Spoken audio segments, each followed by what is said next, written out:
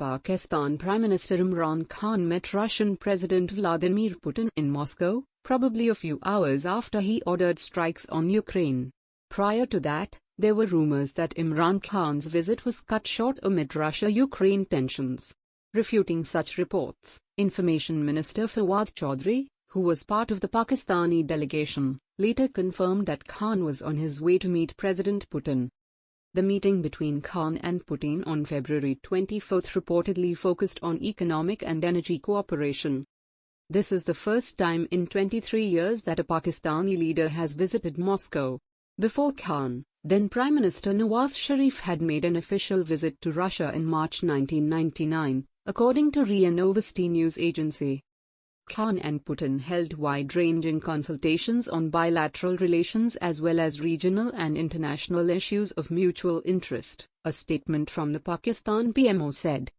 Recalling the telephone conversations during the recent months between the two leaders, the Prime Minister expressed confidence that the positive trajectory of bilateral relations will continue to move forward in the future, the statement said. The two leaders, however, did not address the press. Why is Pakistan so important for Moscow? Dawn News correspondent Adil Shahzeb reported from Moscow that the Pakistani PM's important meeting with Putin was extended to 3 hours, which was earlier scheduled for an hour. This is indicative of Moscow's special relationship with Pakistan. Pakistan is our rather important partner, including a partner within cooperation organizations. Putin already met with Imran Khan in Bishkek in 2019, met at the SCO summit, spoke on the phone several times on Afghanistan. On other matters, Putin's press secretary Dmitry Peskov told reporters ahead of the president's meeting with Khan. The erstwhile Soviet Union established diplomatic relations with Pakistan on May 1, 1948. This remained unchanged even after the collapse of the USSR in 1991. Pakistan joined the International Anti-Terrorist Coalition in the 2000s, which gave a new impetus to the Moscow-Islamabad ties. According to the PMO, Khan reaffirmed the importance of the PakistanStream Gas Pipeline as a flagship economic project between the two countries and also discussed cooperation on prospective energy-related projects. The two countries had in 2015 agreed to build a 1,100 km long pipeline to deliver imported liquefied natural gas, LNG, from Karachi to power plants in Pakistan's northeastern province of Punjab, according to Reuters.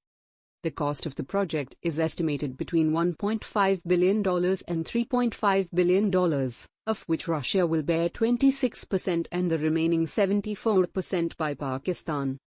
While the pipeline has been designed to carry 12.4 billion cubic meters of gas, BCM, its capacity may be increased to 16 BCM in the future. The project is at a very preliminary stage.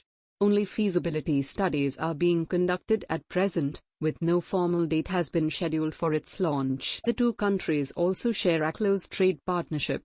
In 2020, the volume of their trade amounted to a record $790 million, an increase of 46% from the previous year. However, a year later, Russia's trade with Pakistan slipped to almost $697 million, RIA Novosti reported. Russia primarily exports food products and agricultural raw materials, 61.29% of total exports to Pakistan, metals, minerals and chemical industry products as well as machinery, equipment, and vehicles. On the other hand, Moscow imports textiles and footwear, 54.83% of Russia's total imports from Pakistan, food products and agricultural raw materials, machines, equipment, and vehicles among others. Pakistan has also expressed interest in the modernization of the Karachi metallurgical plant, built with Soviet assistance, and the reconstruction of Pakistan's energy and railway systems. Military cooperation. During the Cold War period, Pakistan was dependent on American weapons while its arch rival, India, had received Soviet-built arms. Islamabad changed this policy after the disintegration of the USSR. The first batch of Russian-made military hardware was delivered to Pakistan during the period from 1996 to 2004 in the form of 70 Mi-17 helicopters. However, there was a long pause until the next decade. In 2014, The two nations signed a landmark military agreement during Russian Defense Minister Sergei Shoigu's first visit to Pakistan. In 2017, Islamabad received 4 Mi-35 attack helicopters and 2 Mi-171E transport choppers from Moscow. Since 2016, bilateral military exercise Thrusba has been held alternately in Pakistan and Russia. The tactical training seeks to strengthen cooperation in anti-terrorist operations in the mountains. In September to October 2021, the exercise was held at the Molchno training ground in southern Russia's Krasnodar. Additionally, the two countries conduct joint maritime exercises to curb piracy and other criminal groups in the Arabian Sea. Pakistan eyeing Russian S400? Last year, the EurAsian Times had analyzed whether Pakistan was financially capable of buying the Russian S400 air defense system. India and Russia signed a deal on the weapon system in 2017. New Delhi has received the first batch of the S400 missile batteries a few months ago and is preparing to deploy the same along its borders with Pakistan and China. Russia has good tanks, helicopters, electronic equipment, air defense systems that Pakistan may consider. S400 is a big-ticket number and it will all depend on our budget, a top Pakistani military official had told Sputnik News on February 15, 2017.